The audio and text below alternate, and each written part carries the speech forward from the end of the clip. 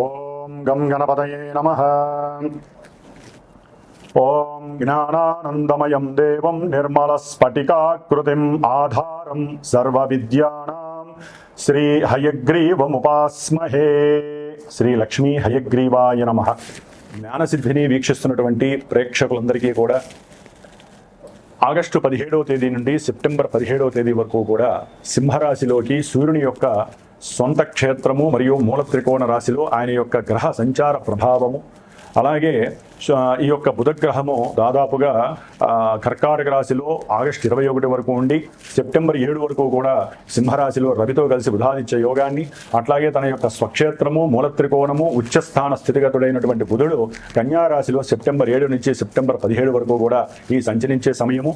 శుక్రుడు సెప్టెంబర్ 2వ తేదీ వరకు కూడా నీచ స్థితిలో కన్యారాశిలో ఉండి తులారాశిలో తన యొక్క స్వక్షేత్రంలో వచ్చినప్పుడు విశేషమైనటువంటి యోగాలని, అట్లాగే కుజ భగవానుడు ఈ నెల రోజులు సెప్టెంబర్ 17 వరకు కూడా విశేషంగా మిథున రాశిలోనే సంచరిస్తూ, మరి గురుడు చూస్తే ఆయన ఆశ్లేష నక్షత్రంలోకి మారి కర్కాటక రాశిలోను, కేతు ఏమో సింహరాశిలోను, కుంభరాశిలో రాహువు, మీనరాశిలో వక్రీగత శని ప్రభావము. ఈ యొక్క గ్రహాల యొక్క సంచారం వలన మేషాది మీనరాశి పర్యంతం ఏ విధమైనటువంటి గ్రహ సూచికలు కలుగజేస్తాయి, ఏ విధమైనటువంటి శుభాలు లేకపోతే ఇబ్బందులు కలుగజేస్తాయి తెలుసుకునే ముందు ఇప్పుడు ఈ మాసంలో జరిగేటటువంటి విశేష పండుగల యొక్క విశిష్టతలు, అట్లాగే నా యొక్క జ్ఞానసిద్ధి క్షేత్రపీఠంలో ఏ సమస్యల వలన, ఏ ఇబ్బందుల వలన, ఏ గ్రహాల వలన ఏ రకమైనటువంటి పూజలు నేను ఆచరిస్తున్నానో తెలుసుకునే ప్రయత్నం చేసి ఆ తదుపరి మీ యొక్క రాశి గ్రహ ప్రభావాన్ని వినడానికి ప్రయత్నం చేయండి. డైరెక్ట్గా మనం రాశి ఫలితాలు, గ్రహ ఫలితాలు వినటం వలన మానసికంగా బుద్ధిపరంగా ఎన్నో దోషాలు ఆ గ్రహాలు మనకు కలుగజేస్తాయి. కాబట్టి ముందు శుభకరమైనటువంటి శుభపరమైనటువంటి విషయ పరిజ్ఞానాన్ని తెలుసుకొని వాటిని ఆచరించడానికి అందరూ ప్రయత్నం చేయండి. జ్ఞానసిద్ధిని వీక్షిస్తున్నటువంటి ప్రేక్షకులందరికీ కూడా శ్రావణ మాసం శుభాకాంక్షలు. ఈ యొక్క శ్రావణ మాసంలో మనకి గ్రహాలలో మార్పే కాకుండా మరి ఈ ఆగస్టు 14వ తేదీ నుండి కూడా, అంటే దాదాపుగా 13వ తేదీ నుండి కూడా విశేషమైనటువంటి శ్రావణ మాసం పండుగలు ప్రారంభం అవుతున్నాయి. శ్రావణ మాసంలో 14వ తారీఖున మొదటి శుక్రవారం ప్రారంభమై 21 రెండవ శుక్రవారము, శ్రావణ పౌర్ణమి 28వ తేదీ. ఆ విధంగా 5 శుక్రవారాలు, 4 సోమవారాలు, 4 శ్రావణ మంగళవారాలు చాలా విశేషమైనటువంటి ప్రాధాన్యత స్త్రీమూర్తులకి సంబంధించినటువంటిది. దాని వలన మాంగళ్య సౌభాగ్యము, అఖండ అష్టైశ్వర్యాలు, సత్సంతాన వృద్ధి, కుటుంబ వంశవృద్ధి కలుగుతుంది.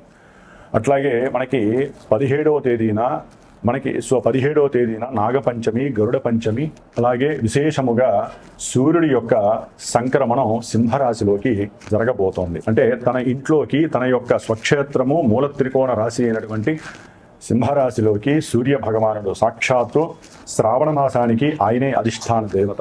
మరి ఆ మహానుభావుడు తన యొక్క సొంత ఇంట్లోకి వచ్చినప్పుడు అన్ని రాశుల వారికి, అన్ని నక్షత్రాల వారికి జరుగుతున్న దశ అంతర్దశలన్నీ కూడా అనుకూలించాలని ఆశిస్తూ, అట్లాగే శ్రావణ పౌర్ణమి విశేషముగా ఈ నెల ఆగస్టు 28వ తేదీన మరి అదే రోజున స్వామివారు మనకి జ్ఞానాన్ని భిక్షగా అందించజేసేటటువంటి హయగ్రీవుని యొక్క జయంతి, అంటే ఉత్పత్తి. అట్లాగే గాయత్రి జయంతి, వేదాలకి మూలము ఆవిడేనమాట. గాయత్రీదేవి యొక్క జన్మదినోత్సవం, అట్లాగే రాఖీ పండగ, అట్లాగే ఆగస్టు 31వ తేదీన సంకష్టహర చతుర్థి. మనకున్నటువంటి ఎన్నో వ్యాపార నష్టాలు, ధన నష్టాలు, అట్లాగే బుద్ధిహీనత్వం కలిగినటువంటి మాట తీరులో తేడాలు, వీటి వలన ఎన్నో ఇబ్బందులు ఎదుర్కోవడానికి ఆ యొక్క గణపతి యొక్క అనుగ్రహము లభించేటటువంటి శ్రావణ మాసం. కాబట్టి శ్రావణ మాసంలో ఇన్ని విశేషమైనటువంటి పండగలతో పాటుగా అందరూ తెలుసుకోవాల్సిన విషయము శ్రద్ధగా వినండి. ఎందుకంటే మేషాది మీనరాశి పర్యంతం విషయ పరిజ్ఞానం ఒకటైతే కనుక అసలు మనకి అంతరిక్షంలో ఏం జరుగుతుందో తెలియకుండా ఎంతసేపటికి భూలోకంలో మన రాశిది, మన నక్షత్రం ఇది, మనకి ఈ బాధలు జరుగుతున్నాయి అని కాకుండా ఏ గ్రహం వలన ఏ సమస్యలు కలుగుతాయి, వాటికి ఏదైనా పరిష్కారం ఆచరిస్తే శుభం జరుగుతుంది అని ముందుగా మనం అందరం కూడా ఆలోచించాల్సినటువంటి విషయం. ఈ యొక్క ఆగస్టు 2వ తేదీన కుజుడు వృషభ రాశిలోంచి మరి మిథున రాశిలోకి శత్రుక్షేత్రంలోకి ఆయన మారినటువంటి రోజు. ఆయన ఆగస్టు 12వ తేదీ అమావాస్య రోజున మరి పాప నక్షత్రమైనటువంటి రాహు నక్షత్రం ఆరుద్ర నక్షత్రంలోకి ప్రవేశిస్తాడు. అట్లాగే రాహుగ్రహము ఆగస్టు 2వ తేదీన అదే కుంభరాశిలో ఉంటూ తన యొక్క సొంత నక్షత్రమైనటువంటి శతభిష నక్షత్రంలోంచి ధనిష్ట నక్షత్రం, పాప నక్షత్రము, శత్రు నక్షత్రమైనటువంటి కుజ నక్షత్రంలోకి మార్పు జరిగింది. అంటే ఇక్కడ మిథున రాశిలో ఉన్నటువంటి కుజుడు కూడా గోత్రనామాదులు తెలియజేసి కుజరాహుల యొక్క దోష పరిహారార్థమై, అట్లాగే దంపతుల యొక్క అనుకూలత కోసమై, సత్సంతాన యోగ్యత కోసము, విశేషంగా భూమి, గృహము వీటికి సంబంధించినటువంటి దోష పరిహారార్థమై నేను ప్రత్యేకించి ఆగస్టు 15వ తేదీ నుండి కూడా శని భగవంతుడికి అట్లాగే కుజరాహులకి సంబంధించినటువంటి, శుక్రుడికి సంబంధించినటువంటి దోష పరిహారార్థమై సుబ్రహ్మణ్యేశ్వర స్వామి యొక్క ప్రీతికరమైనటువంటి సర్పసూక్త జపాన్ని, శనికి సంబంధించినటువంటి విశేషమైన శని జపాన్ని, మంజుసూక్త జపాన్ని, అట్లాగే రాహు వల్ల కలిగేటటువంటి సమస్యలు, భయము, భ్రాంతులకి సంబంధించి దుర్గా సూక్త జపాన్ని ఆచరిస్తూ దాదాపుగా సెప్టెంబర్ 4వ తేదీ వరకు కూడా ఇది జరిగే అవకాశం ఉంటుంది.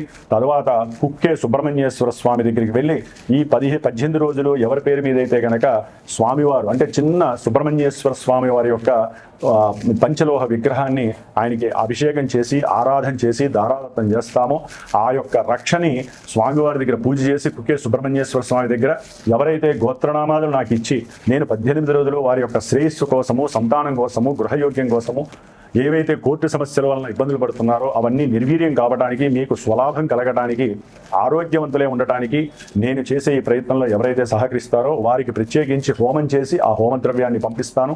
ప్రతిదీ కూడా మీ అందరికీ అప్డేట్ ఉంటూ ఉంటుంది నేను చేసే ప్రతి పూజ కూడా. కాబట్టి ఎవరైనా పాల్గొనదలిచిన వాళ్ళు ఉంటే ఈ నెల రోజులు విశేషంగా మీ ఇళ్లలో మీరు వ్రతాలు, నోములు చేసుకుంటూ పూజలు చేసుకుంటూ, కుదరనటువంటి వాళ్ళు జాతకంలో సమస్యలు బాగా ఎక్కువయ్యి మంత్రబలాన్ని, అట్లాగే యంత్రబలాన్ని, తంత్రబలాన్ని కావలసిన వాళ్ళు, అట్లాగే హోమ బలాన్ని హోమం చేసుకోవాలంటే విశేషమైనటువంటి ఖర్చు అవుతుంది. అదే మన పీఠం తరపున, జ్ఞానసిద్ధి క్షేత్రపీఠం తరపున నేను అందరికీ అందుబాటులో ఉండాలి అనే ఉద్దేశంతో నా యొక్క స్వయం ప్రతిభతో, స్వయం శక్తితో నేను ఆచరిస్తూ, నలుగురు బ్రాహ్మణుల చేత ఆచరింపజేస్తూ ఈ యొక్క కార్యక్రమం ద్వారా మీ అందరికీ ఎవరైతే చేయించుకుంటారో వారందరికీ స్వలాభం కలిగేటట్టుగా చేస్తాం. మరి ఈ యొక్క ఆగస్టు 17వ తేదీన సూర్యుడు సింహరాశిలో సంక్రమణం చేసి సెప్టెంబర్ 17వ తేదీ వరకు కూడా ఆ మహానుభావుడు సింహరాశిలో ఉండటం వలన మేషాది మీనరాశి పర్యంతం ఎవరికి ఎటువంటి శుభాలు కలుగుతాయి, ఎవరు ఏ విధంగా జాగ్రత్త పడాలో తెలుసుకుందాం.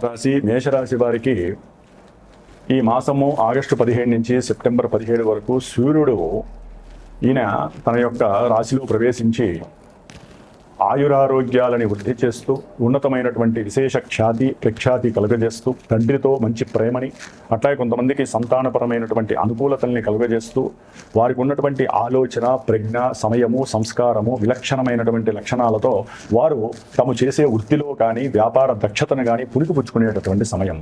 ఎందుకంటే దాదాపుగా ఇదే మాసంలో ఆగస్టు 21 నుంచి సెప్టెంబర్ 7 వరకు కూడా రవి, బుధులు 2 గ్రహాలు కలిసి ఉండటం వీరి యొక్క ఉద్యోగ పరిస్థితుల్లో కొన్ని ప్రయత్నాల లోపం లేకుండా చేస్తే ఉద్యోగం అనేది ఉండటానికి అవకాశం ఉంటుంది.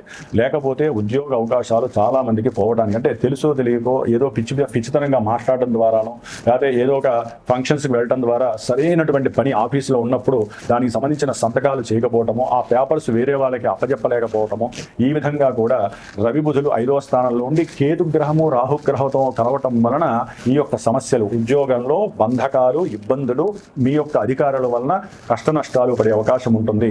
కొంతమంది స్త్రీలకి సంతానపరమైనటువంటి నష్టం కూడా కలగడానికి అవకాశం ఉంటుంది. గర్భవిచ్ఛిన్న దోషాలు జరగడానికి అవకాశం ఉంటుంది. జాగ్రత్తగా ఉండాలి. ప్రయాణాల యందు ఎక్కువగా ఆశ కలుగుతుంది, కోరిక కలుగుతుంది, వెళ్ళే అవకాశము ఉంటుంది. దైవ ధ్యానం అంటే విష్ణుమూర్తికి సంబంధించినటువంటి రామాలయమో లేకపోతే నరసింహస్వామి ఆలయమో ఏదో ఒక ఆలయానికి వెళ్ళే అవకాశం ఈ నెల రోజులు ఉంటుంది. ముఖ్యంగా ఈ యొక్క మేషరాశి వారికి కుజగ్రహము విశేషమైనటువంటి ప్రాధాన్యతని కలుగజేస్తోంది.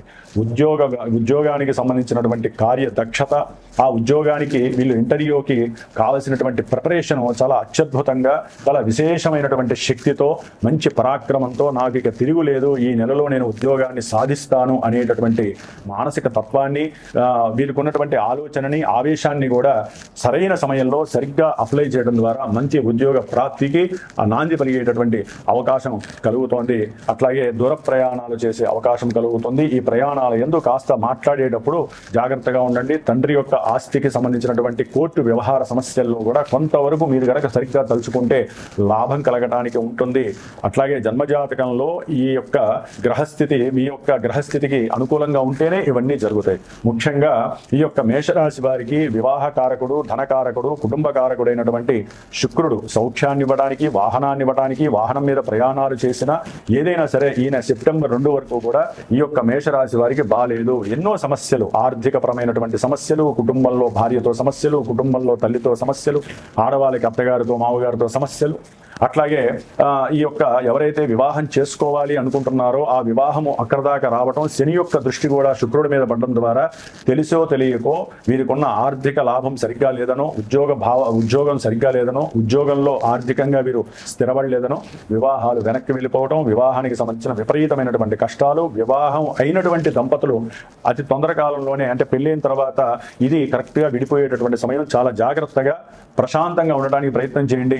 ఈ యొక్క శుక్ర భగవానుడు 6వ స్థానంలో ఉంటే కోర్టు వ్యవహారాదులు కంపల్సరీ జరుగుతాయి. భార్యాభర్తల మధ్య కానీ, వ్యాపార భాగస్వాముల మధ్య కానీ, కుటుంబంలో ఉన్నటువంటి వ్యక్తుల మధ్య కానీ కంపల్సరీ జరుగుతాయి. ఎందుకంటే ఇక్కడ కుజగ్రహము శుక్రుని చూస్తోంది 4వ దృష్టితో, శనిగ్రహము వక్రించి శుక్రగ్రహాన్ని చూస్తోంది. కాబట్టి చేసేటటువంటి వృత్తి, ఉద్యోగ, వ్యాపారాదుల్లో కూడా మీరు అనుకున్నది జరగకపోయినా, లేకపోతే స్త్రీ యొక్క కలయిక వలన కావచ్చు, అంటే ఎవరో ఒకళ్ళు అకస్మాత్తుగా ఒక స్త్రీ రూపకంగా కలవటం, వారితో మీరు ఏదో విషయమైన కుటుంబ విషయాల్ని షేర్ చేసుకోవడం ద్వారా కుటుంబంలో కలహాలు కలగడానికి ఉంటుంది. స్త్రీయే కాదండి, పురుషులకి స్త్రీ, స్త్రీకి పురుషులు కూడా అయ్యేటటువంటి అవకాశం ఉంటుంది. కాబట్టి ఇక్కడ కొన్ని పాతకాలంలో చేసిన తప్పులు బయటకు వచ్చే అవకాశం ఉంటుంది. భార్యాభర్తల మధ్య అవి అన్ని సమస్యలుగా ఉండే అవకాశం ఉంటుంది. కాబట్టి దీని వలన ఈ యొక్క కొన్ని కాంటాక్ట్స్ వలన స్త్రీ పురుషుల మధ్య పెళ్ళైన తర్వాత చాలా సమస్యలు వస్తాయి. కాబట్టి వివాహం ముందే కొన్ని నెలల ముందు ఈ యొక్క ఎవరైతే స్నేహత్వంగా ఉంటారో స్త్రీ పురుషులు వారు మొత్తం కూడా బ్యాన్ చేసేసుకోండి. లేకపోతే పెళ్ళైన తర్వాత అవే ఫోన్లు మీకు సమస్యాత్మకంగా మారే అవకాశం ఉంటుంది. అట్లాగే మేషరాశి వారికి కుజగ్రహము అట్లాగే శుక్రగ్రహము బాలేను ఉన్నంతలో ఆ యొక్క దృష్టి ప్రభావము, బుధుడు అట్లాగే రవి ఈ రెండు కలిసి ఉండటము ఆఫ్టర్ సెప్టెంబర్ 7 తర్వాత మేషరాశి వారికి ఇక తిరుగులేదు. ఉన్నత ఉద్యోగ ప్రాప్తి కలుగుతుంది. ఏదైనా భూములకి సంబంధించిన వ్యవహారమై కోర్టు వ్యవహారాలు ఉంటే అవన్నీ కూడా తీరిపోయే అవకాశం ఉంటుంది. ఏదేమైనప్పటికీ ఇవన్నీ శుభాలు జరగాలన్నా కంపల్సరీ జన్మజాతకంలో మీకు అనుకూలమైనటువంటి గ్రహ దశలు, అంతర్దశలు, లగ్నానికి వీళ్ళు ఎటువంటి వాళ్ళో తెలుసుకొని ఇక్కడ గోచారంలో అవి శుభత్వాన్ని కలుగు చేస్తాయి, లేకపోతే అశుభత్వాన్ని కలుగు చేస్తాయి. కాబట్టి మేషరాశి వారు ముఖ్యంగా సకల కార్య సిద్ధి కోసము ఆదిత్య హృదయాన్ని, విష్ణు సహస్రనామాన్ని, లక్ష్మీదేవికి సంబంధించిన కనకదార స్తోత్రాన్ని, ఆ దంపతులైతే అర్ధనారీశ్వర స్తోత్రాన్ని జపించండి. మీకు అంతా శుభమే జరుగుతుంది. ఓం నమః శివాయ.